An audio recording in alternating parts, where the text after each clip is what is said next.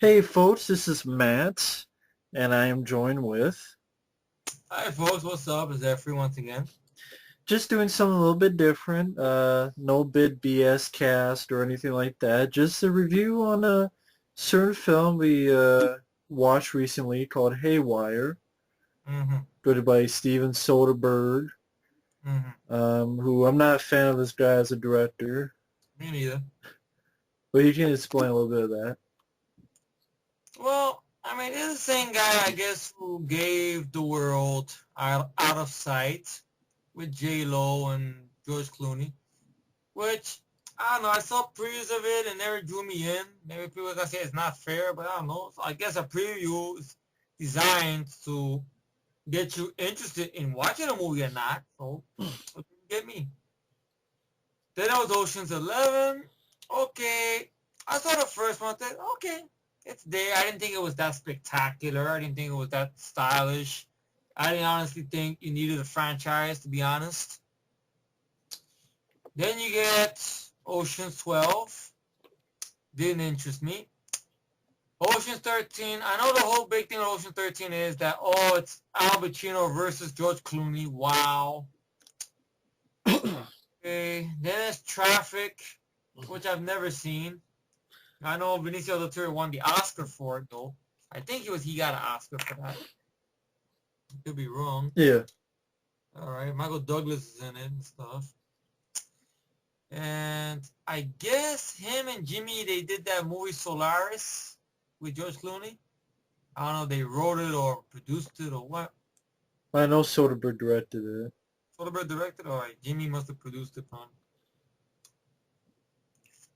So then we get this film right here, a spy movie with a very unknown MMA female fighter, Gina Carino, right? Yeah, Gina Carano, yeah. Carano or Carino? Carano, wow. Right. And I mean, I know we mentioned this in 2012 BS cast when we talked about movies, upcoming films. And our biggest thing was you have this unknown, really first role opposite Michael Douglas, Tony Banderas, and Michael Fassbender, Ewan McGregor. I mean, you think of many other people that should have got that shot or whatever, and everything like that. The movie got a 6.5 on IMDb. That's too high, really. But I will say after watching the film, I don't know how Matt's thoughts are about it. She's not the problem of the movie, to be honest. She's not the problem. Even though at times she seems a bit bored, which I don't blame her because it's really a movie that's nothing to run home about, really. I mean, we've seen this plot before done, maybe in certain films like Art of War, uh, even U.S. Marshals, sort of. Even Born. In Bourne, yes, Bourne films. You could even say Shooter. We've seen that done. But with the fight scenes are there, the camera is in one fucking spot, which that's refreshing. Uh, she is in the fight scenes, you know. It looks like at times where she's in, you can see the punches are and the kicks are making contact. Gina Carano and her fight scenes to me are the only good things in this movie. Yeah. Okay, indeed, yeah. Everything else, the plot, the music, the pace, even though this is under 90 minutes, it's still boring. I almost fell It felt asleep. very long. It felt I long. almost Even fell asleep 2 or 3 times. if it wasn't for me making jokes, Matt would be snoozing too much, you know. It's a Because boring. he kept on saying stuff about how the lead girl, her dad in the movie is Bill Paxton, which we found it funny that the lead girl at times has a striking resemblance to a young Jeanette Goldstein. Yeah. And so wouldn't it be hilarious if a picture from mom is Jeanette Goldstein where you see the Bill Paxton's house and everything. But what you were saying, Matt? Sorry to interrupt you there. No, I wasn't saying anything. I already finished my thought. Oh, very boring. Well, it's a very boring film, but I will say the character is straightforward. It's just the plot. I'm not a fan of the way Steven Soderbergh edits his movies at times, and the music making it feel like we're in the fucking 70s, which doesn't go with this spy movie really. Uh, I'm you not a gotta fan of Steven Soderbergh's pacing in movies. I mean, pacing as well. I've seen Contagion. That was Well, that boring. was him, right? Contagion, yes. Yeah, I did not like Contagion at all. It was very boring. Hmm. And it's just the plot's been there, done that, and you wonder like why are all these famous people in this mediocre plot that really results in nothing? I mean, Yeah, Bill Paxton is her dad, but he's in the film for maybe 5 minutes. yeah, really nothing rolled, to be honest. Michael Douglas, probably less than 5 minutes. It's just a guy who hired another guy, who hired Hired another Ewan guy. McGregor and stuff. Ewan McGregor's maybe in it, what, 10 minutes? Yeah, As he's like the guy straightly connected to the lead girl, hiring yeah, her. Yeah, Michael Fassbender. You got Channing Tatum, who can't act worth a yeah. shit. Cannot One act. of the worst actors in modern history. Yeah, really. Like a fucking pile of dust is better acting chops than this guy. A book of matches is a better actor than this guy, really. I mean, I'm not a fan of this pretty boy.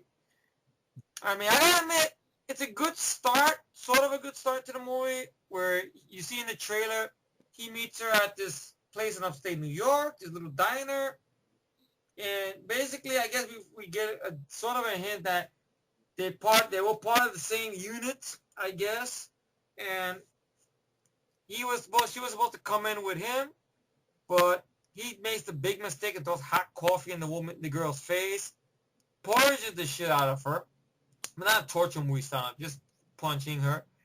Uh, this kid comes into play who looks like a young Edward Norton, which I know Matt loves this actor a lot.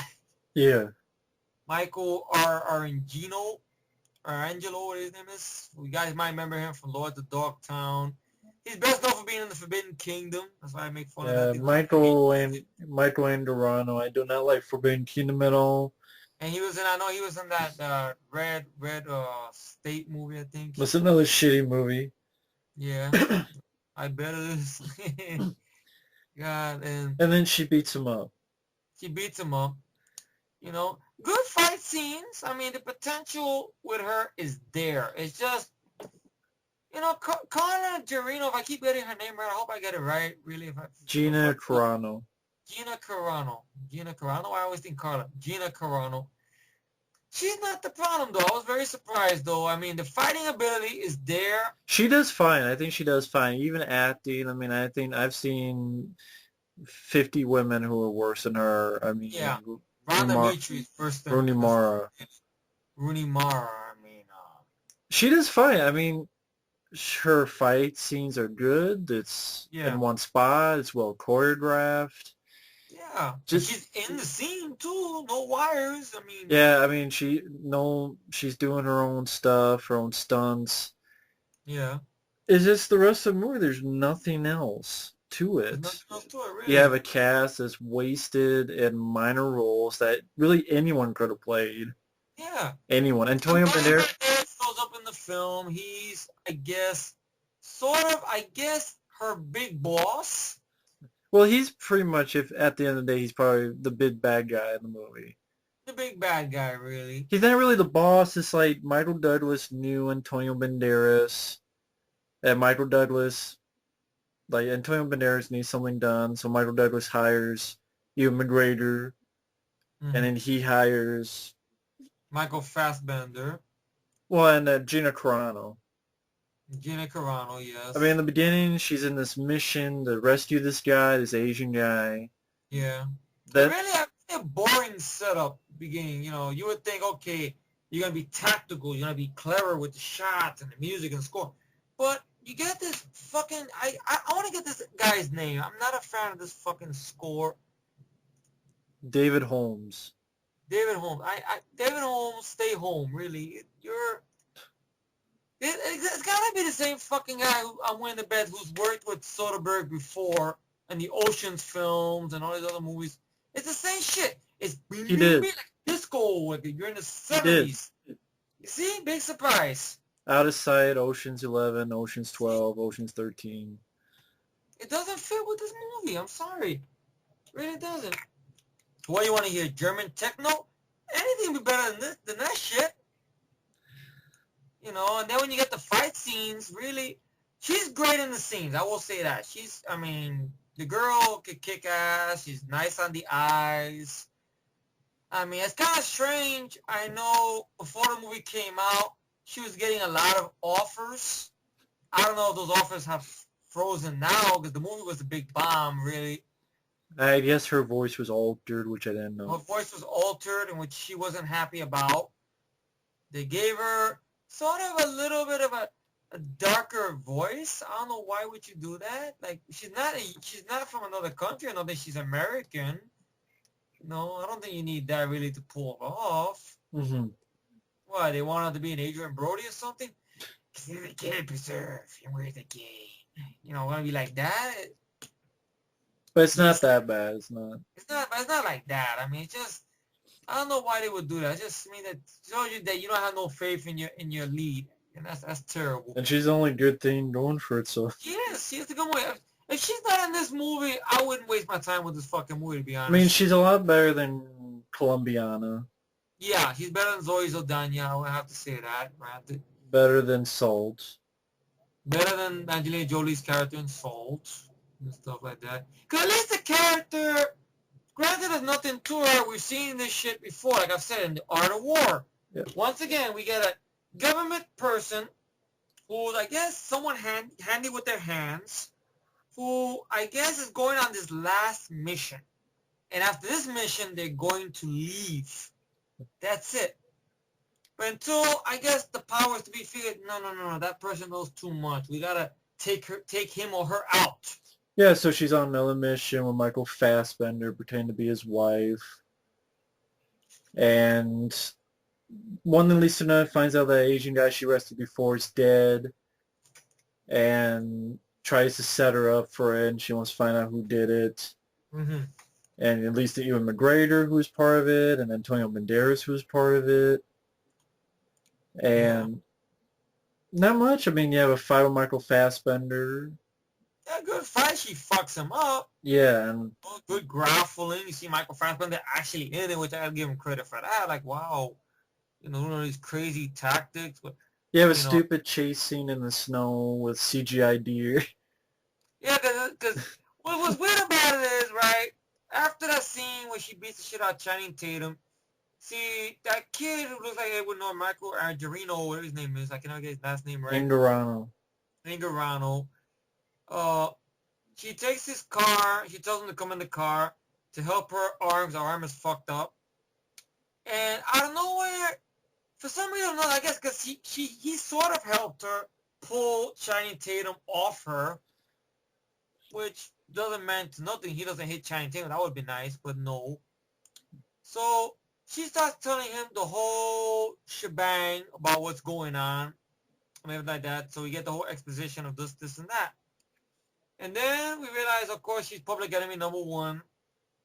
And you get a boring car chase with no music, no score, in the snow, which ends in a very stupid, out of nowhere thing where she backs up and a fucking CGI deer comes through the window until you see a practical deer.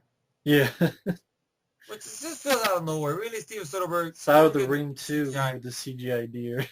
Yeah, really stupid. And then the cops tell her, after she's out of the car, step out of the car. Yeah, they're out of the car. And then the cops are like, step out of the car.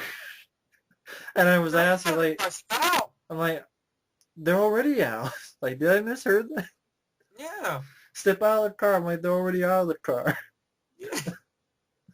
So, she's in a squad car. I guess the other kid is in another squad car. Trying to tell them.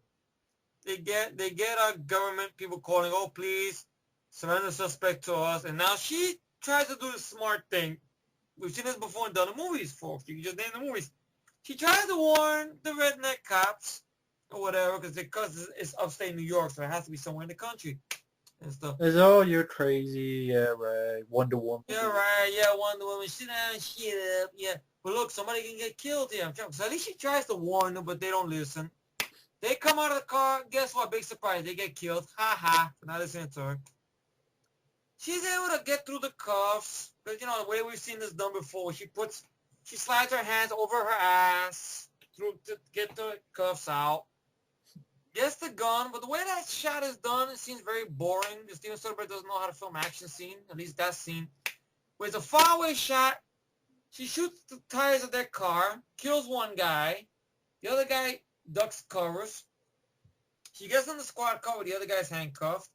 Drives away. Repeats a line 3 times. And tells the kid, whatever, tell them exactly what I told you. I'm thinking in my mind, but what the fuck makes you think they'll believe him? And like, you know, maybe he'll tell it to a newspaper. maybe to a newspaper, yes. I mean, maybe, I don't know. Maybe that's why. Z people or something. I don't know. That's all I can think of is that maybe if she dies and they'll be in the newspapers. I don't know. Maybe. I mean, that's never explained there. Her dad, Bill Paxton, comes into play. I guess his character is kind of a writer. Well, I don't know if the writer is supposed to be a take on Tom Clancy or something because he writes spy books and shit. And really, at the end of the day, you could have got anyone to play this because Bill Paxton, just like the lead girl, like Michael Douglas and everybody else in the movie, they're bored out of their minds. Really? Yeah. As much as I don't like Shooter, Danny Glover did not look like he was bored out of his mind playing the bad guy. Marky Mark didn't look like he was bored out of his mind. Michael Payne didn't look like he was bored out of his mind. You know, at times I like that movie better than this movie, but that movie has problems because it seems like it's trying to be like this movie, a Bourne film. Mm-hmm. But at least what separates this one from that one is your fight scenes, though, and how your lead is the real deal. You know, but she's the only one we could praise basically. Everybody else, you know, it's there. I mean, there's been movies in the past where the main thing was, okay, you have your star, and, you know, with a plot that you've seen before, like The Perfect Weapon. I'll use that for example. Okay, you got a star who knows what to do, and you have good fight scenes. Mm-hmm. And it's a plot we've seen done before. Okay, they killed his loved one, you know, a guy he loved, and he wants revenge. Yeah. The difference is pacing, music, that doesn't seem out of place or annoying. Yeah. The pacing seems faster. Yeah. People don't seem bored. I mean, the villains, Professor Toru Tanaka, James Hahn, Dante Basco. Yeah, you got him. They seem like they have some life to them. Yeah. The story, you know, I've got the power. Yeah. There's energy to it. Yeah. Even when the fight scenes are not going on, there's a certain fight scene or maybe a little bit of sense of humor, just Beeman's character. Yeah. Is there a problem here? And then the guy pulls out, he goes, I guess so. So I liked that. Yeah, and this, on the other hand, doesn't have that. It doesn't. Yeah. When the fight scene's done, it's dead in the water. The energy is just sucked out like a vacuum. Yeah. And that's the thing. It's hard to sit through because it's deathly boring when her fight scene is not happening. I mean, on the flip side, you look at Taken. Even when the fight action scenes were not happening, it had a certain energy to it. It would. Yeah. Here it's like it was moving. When a fight scene ends, it's like the film goes still. Yeah. You know, it's like. So the fight scene's there. You get a movement, and then once the fight is over, then pretty much everything goes still, like you said. Deathly still. I mean, I can understand why. I guess this group of people, cinema score. I just once in a while they ask people. Mm-hmm. While the critics love this got a cinema score of like a D+. Wow. D plus. So, it's just not that thrilling other than when the fight scenes happen, what, maybe four fight scenes? Yeah, tops, pretty much. Good for fight scenes, but just a cast of recognizable people that really have just could have been played by anybody. It's nothing Yeah, memorable. really, really. It's I just, don't know what Steven Soderbergh's motivation was behind this. Oh, gee, I want to make a movie and somehow keep the camera still. Okay, granted he did that, but he's got to look at these other films I again. guess he wanted to quote something different, other, like an action film, because he doesn't really do action films. Yeah, he's not really good at it though. Yeah, That's probably just why. take the boring, lethargic pace of his films. That doesn't work for an action movie. They don't. I mean, I can say, is it better than Colombiana and Salt film-wise? Yes, but at the same time, it's not saying much. It's like if you took Gina Carano, right, and for some reason or another, you threw her in a movie like Colombiana, and you had a better script.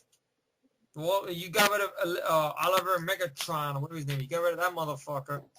And you gave him a capable director and more energy to it and better dialogue.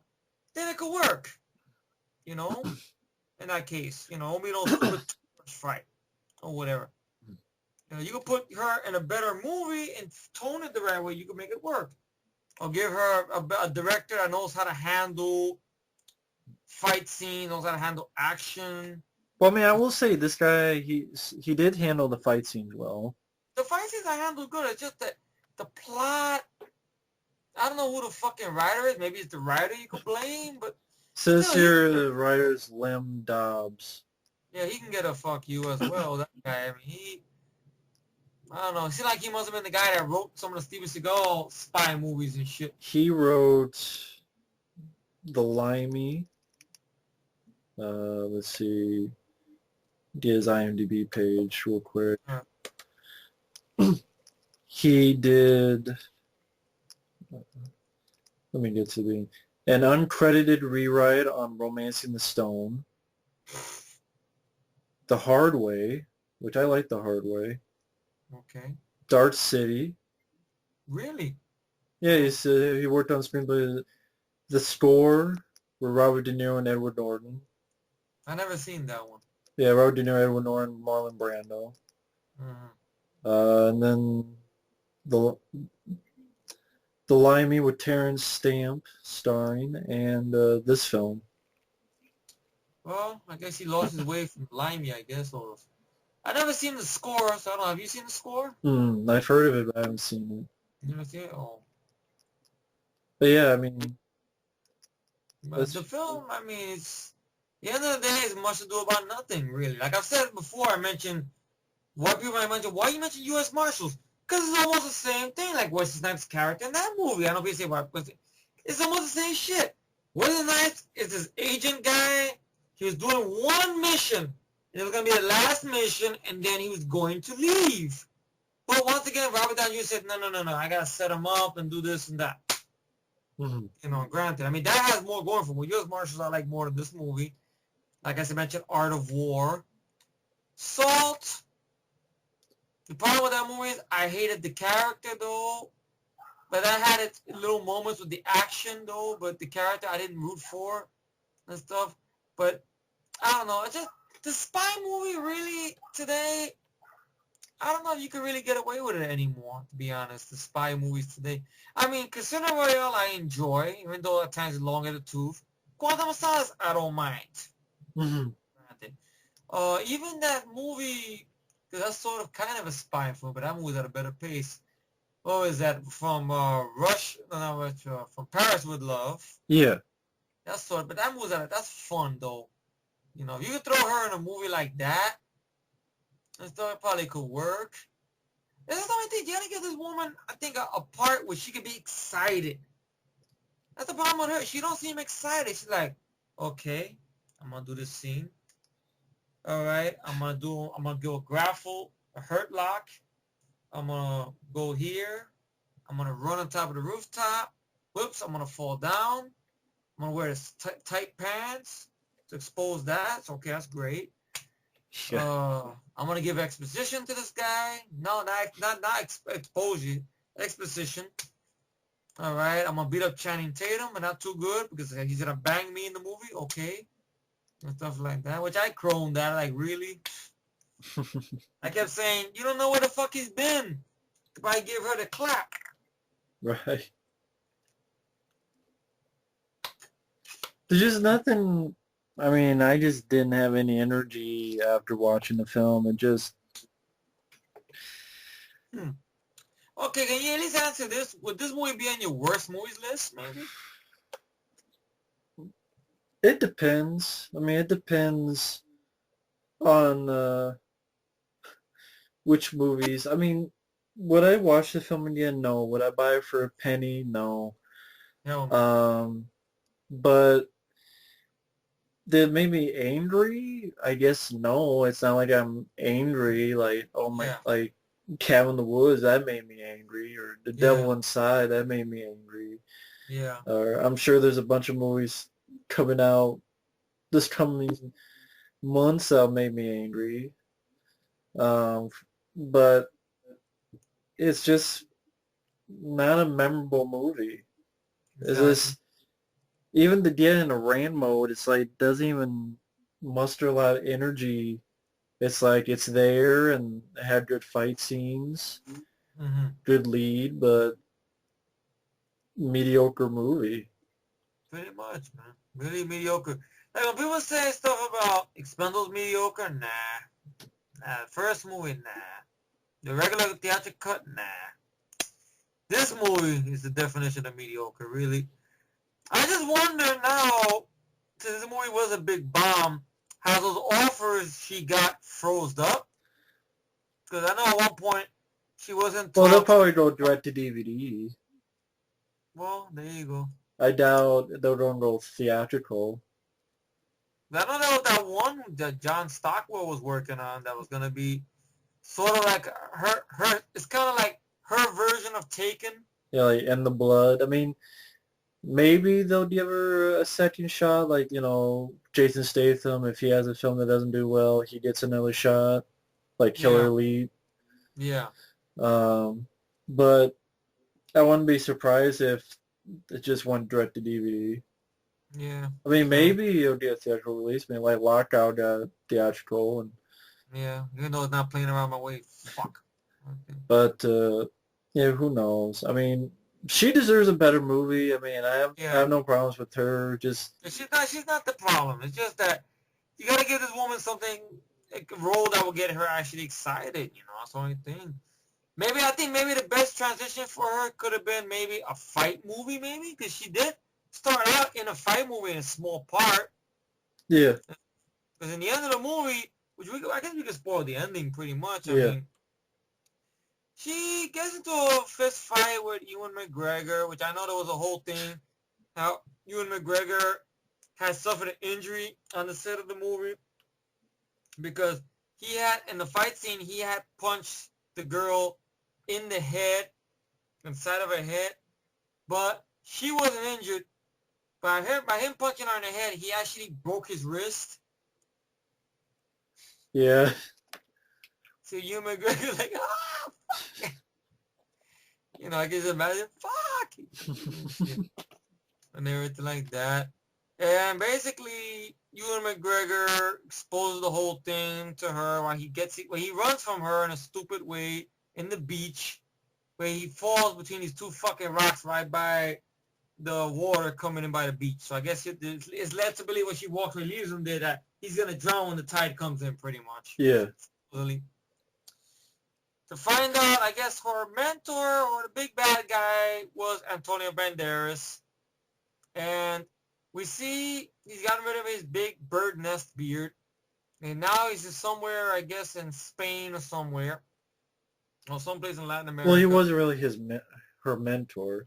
Her boss or whatever, I don't know, somebody. And not really her boss, just the guy Michael Douglas Because having. she did have a moment with him, I guess. I don't know, Yeah.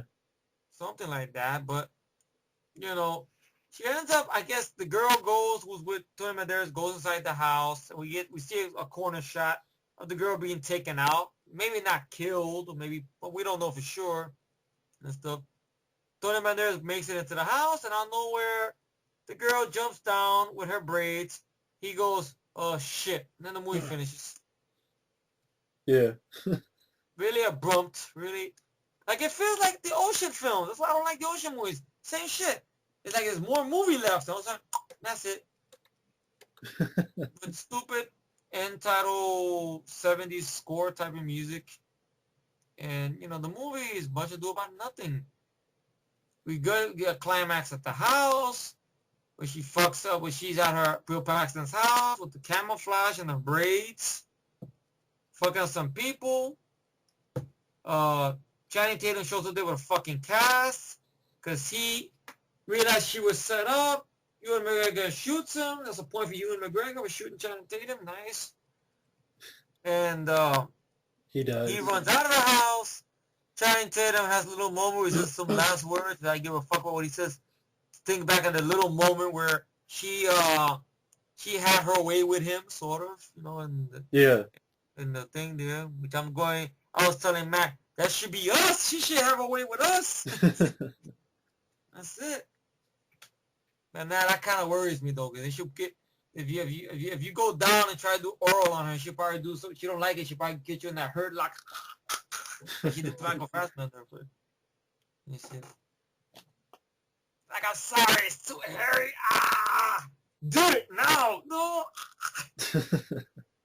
You see, but the movie is much ado about nothing. We've seen this a bunch of times. She needs better scripts. It's kind of like the way I feel about Scott Adkins. The fighting potential is there. Just get him better fucking movies. I thought you liked Ninja. I like Ninja okay, but I seen Undisputed 3. To be honest, Yuri Boyka, I know a lot of people are going to get mad. I don't care. He's just there. Yeah, I don't care for him. The accent, the Russian accent is too over the top. I mean, at most, it's a time waster, but, he could get another character, really, that's better and stuff. And you said Ninja was just okay. Ninja was alright. He has his good fight scenes or whatever, but he needs a character with life to him. Kind of like the problem that this girl has in this movie. You got to give her a script with life to it. Yeah. To get her excited, because it's kind of like I seem like, okay, I'm going to do the fight scene, I'm going to do the flips, I'm going to do this, okay, I'm going to do that. Okay, what about a likable character? I don't know, what's that? A character likable. Who does that? Look at early Van Damme films. Look at early Seagal. Look at Jeff Speakman, Perfect Weapon, or Street Night. Look at Brandon Lee in Rapid Fire. That's a better example right there. Yeah. Likable. Something with life and energy to it, Not just, okay, we're going to do flips, we're going to do kicks, we're going to keep the camera on spot. Okay, that's the first start, but now get to the rest of it. Oh, hell, Michael Jai White. That's a likable character. The George Chambers character in Undisputed 2, he's likable. Even his character Bone, granted he's like the man with no name, but he's likable, Or his movie he did with Stone Cold Steve Austin, the little fight scenes he has there, he's likable there. Yeah. Or in that Mortal Kombat fuckacy that's on the internet, he's likable as Jax, but you give him nothing to do with super slow motion fights, like it's my DVD's freeze frame. Yeah, that bullshit. I know everybody loves that shit, but too bad. Power to you. If you love it, that's great. But that's one thing I have with this girl. Give her a script that she's excited about. Something exciting to play and stuff like that. So let's see what happens. I don't know. John Stockwell's script, whether that's gonna happen, or if they get another director. Like, I think the person that could help Charmin to make her more likable, more energy and vigor is Scott Mann. Okay. Why I say that? Because look at the tournament. Look at what he did with Kelly Hu. Right. could have had some, life to her when she had that fight scene with Scott Adkins.